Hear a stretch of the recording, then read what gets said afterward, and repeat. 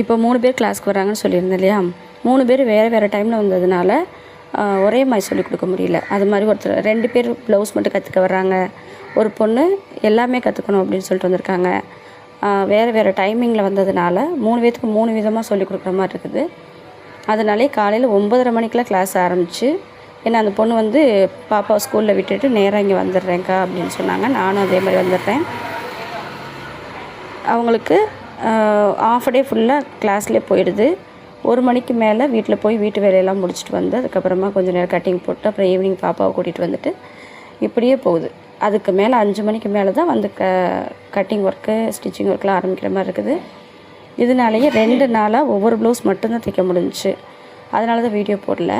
இப்போ இன்றைக்கி சனிக்கிழமை, அதனால் இன்றைக்கி ஒரு நாள் லீவ் விட்டுடலாம் அப்படின்னு சொல்லிட்டு கிளாஸ்க்கு லீவ் விட்டு ஃபுல்லாக தைக்கிற வேலையை ஆரம்பிச்சாச்சு.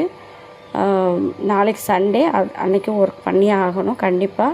ஏன்னா இந்த 12 நாளைக்குள்ளே ஒரு 52 ஐட்டம் இருக்குது. ப்ளவுஸு, சுடிதார், ஃப்ராக் எல்லாம் சேர்த்து எல்லாத்தையும் முடிச்சு கொடுத்தே ஆகணும். நம்ம எக்ஸ்ட்ரா டைம் எடுத்து பண்ணி முடிச்சிடலாம். ஆடி 18 வேறு வருது, அதுக்கு வேறு நிறைய வரும். பார்க்கலாம். பாருங்கள், அடுத்தடுத்து டைம் காட்டிகிட்டே இருக்கிறேன். முடியலை, தூக்கம் வருது, இருந்தாலும் பண்ணிகிட்டே இருக்கிறோம்.